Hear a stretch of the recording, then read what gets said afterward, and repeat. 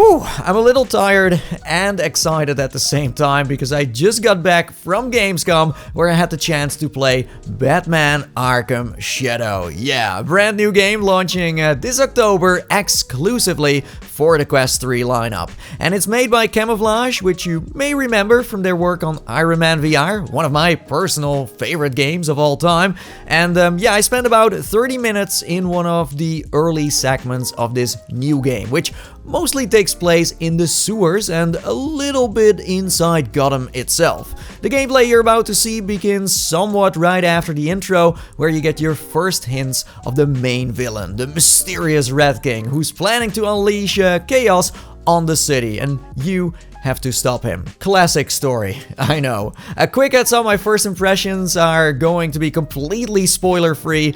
I'm mostly going to talk about the experience. I wasn't allowed to record any gameplay, by the way. Instead, they provided me with B-roll footage, but I can assure you that my in-game experience matches that B-roll quite well. To show you how physical this game can get, I made sure to include myself alongside that gameplay, but keep in mind, it's not one-to-one. First off, it's good to know that you have a full body, so no floating hands or torsos here. You can even see your shadow as you walk around, and it makes you truly feel like you've stepped into the Dark Knight's suit. And as expected, movement is handled via the thumbstick with options for smooth or snap turning. Alfred, add this to your schematics of the sewers. Yes, sir. Check your map. The map and objectives are interesting because you can just scan a map that you see and then get a digital version for navigation, and it shows you where your objectives are located. However, the levels I played were quite linear, so I didn't find much need for this map. It seems more useful when you have multiple objectives or when searching for secret passages that lead to collectibles or hidden areas, but even those were easy to find during my playthrough. So yes, the linearity of Batman Arkham Shadow is something that I'm slightly concerned about. More on that later. Arkham's civil engineers, thank you for their job security. So I would say the game adopts an arcadey playstyle, especially in terms of some of its mechanics. You don't have to reach for your holsters because most gadgets appear at the right moment. All you have to do is hit a button to use them. It feels a bit like a magic trick or being part of one of the Batman comics. This approach may not be the most realistic, but it keeps the game's pace high as you constantly switch between parkouring, using your gadgets, puzzling, and combat. Never did I just stand around having a dull moment or being this clumsy Batman that can't find his gadgets or drops them on the floor, so they made sure that the gameplay is smooth from start to finish. The good old Batarang makes an appearance too. You can grab it off your chest and then throw it to activate things or stun enemies during combat. You just have to look at the point of interest and then the Batarang will automatically hit the target. No precise throwing skills needed, which is slightly disappointing. The other gadgets are as expected. You can grab smoke bombs from your arm to set up traps or make an escape, and the explosive gel allows you to blow up walls or use it in combat. I sadly didn't get the chance to try the last one. There are also segments where you have to run or fly over gaps by spreading your arms and then holding the triggers. It's quite satisfying to hear your cape flutter in the wind. It's very seamless, but it does have that arcadey sauce to it. You can see that the developers wanted to make sure that everyone can have a fun time in this game without getting motion sick. They're covering the gun store entrance. The grates will take me around their line of sight.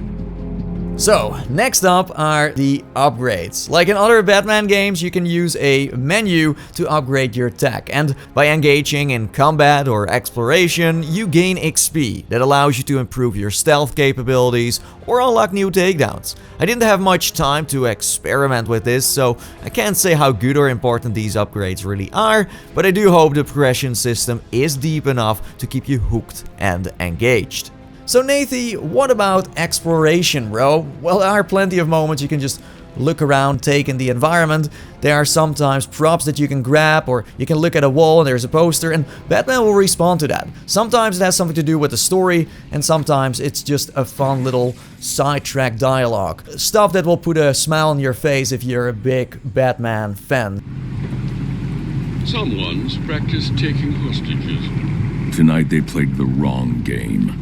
The more you explore, the more fun it gets. And talking about fun, you can also crawl through the vents, and feels even more satisfying than in the flat screen games. Being able to do that all physically never gets old, and luckily there is an option to have Batman auto crouch too, allowing everyone to become the Dark Knight, even people in a wheelchair. How nice. Besides that, you can take the high ground and observe your surroundings from above, and the sense of scale you get is amazing. It will definitely create some memorable moments. The HUD, which indicates when you're in stealth mode or being detected, sits high in your peripheral vision, so it doesn't interfere with your sight.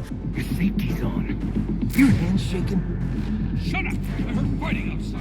So while it's getting dark outside, let's talk about combat. There is a lot to discuss, yes, so bear with me. I would describe the combat as Beat Saber in fighting form, because when you attack an enemy, symbols appear, guiding your movements, and if you time them correctly, you can take down enemies quickly. However, if you miss your timing and mess up the flow of the punches, you will be taken out of the fight. The more enemies you face, the more frantic it gets, and the more accurate your moves need to be, because otherwise you will get hit from all angles. Additionally, you can dash left, right and backwards to avoid being hit, and also block attacks by holding your hand up.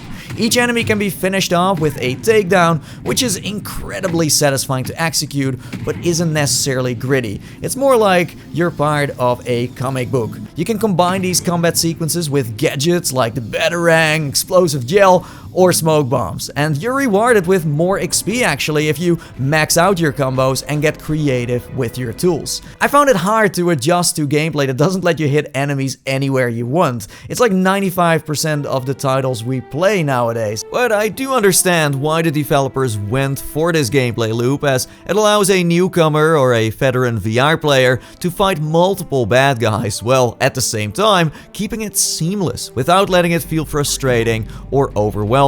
I'm still on the fence if this is the best solution for a Batman game in VR, and need more time with it to form a solid opinion. Especially since you encounter various enemy types as you progress, which may add more variety to the combat and prevents it from becoming repetitive over time. Based on the trailer, we know that the game will feature several mini-bosses as well, so that could balance it out even more, but it's unclear whether they need to be taken down using a similar rhythm-based style, or if they can be defeated through more environmental tinkering.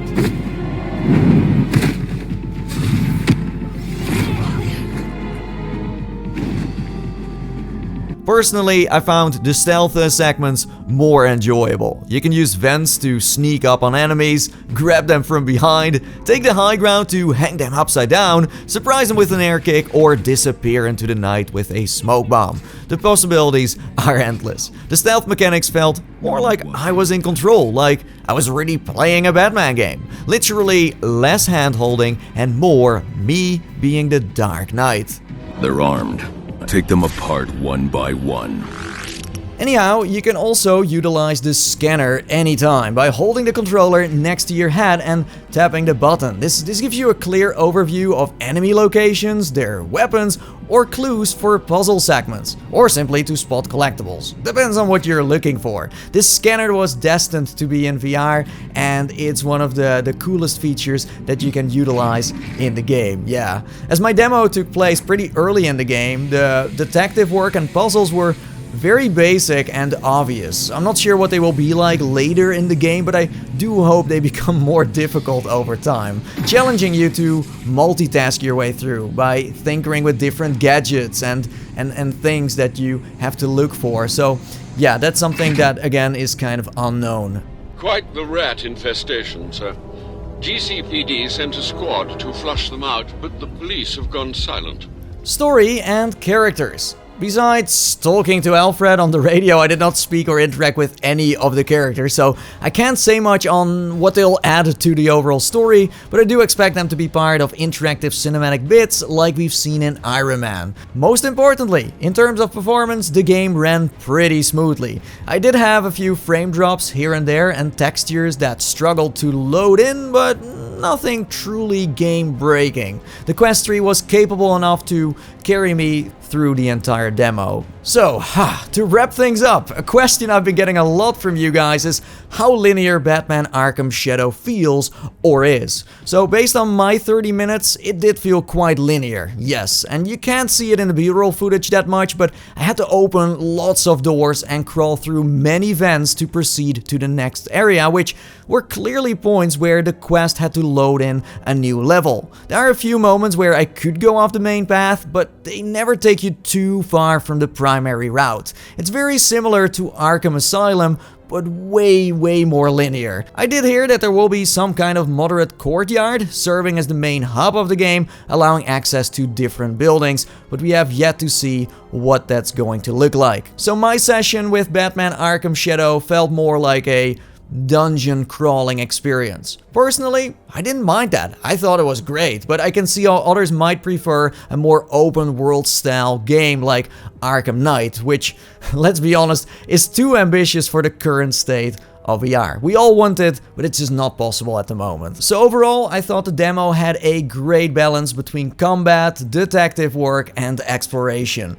The music was fantastic, the voiceovers sounded good, the gameplay fun, but the overall design seems to target a more casual audience, which is fine. I wish the game had a grittier and more raw vibe, but it makes sense. They're likely aiming to persuade more people to buy the new Quest 3S in combination with this title. I think Batman Arkham Shadow is a great introduction to VR and easy to pick up for those who are new to the scene. It's a strong IP that I'm sure will sell loads of headsets this holiday season, and I'm all for it. So far, I think it's a fine game that has been well executed. It doesn't necessarily reinvent the wheel, but it does exactly what works in VR. It comes in 3 difficulties, which are easy, normal, and hard, and it apparently takes you about 11 hours to casually finish it, which sounds really decent. So stay tuned for my thoughts on the full game. This has huge potential to be the flagship title for the Quest 3 lineup, and if it's going to be as good or even better than Iron Man, we're in for a treat. Those are my thoughts. Leave a like if you enjoyed them, and join the discussion. Let me know what you think. I'm very curious to spark a discussion. And now I'm going to sleep because Gamescom made my brain rot. Until next time, bye bye. Ring, bang, ring.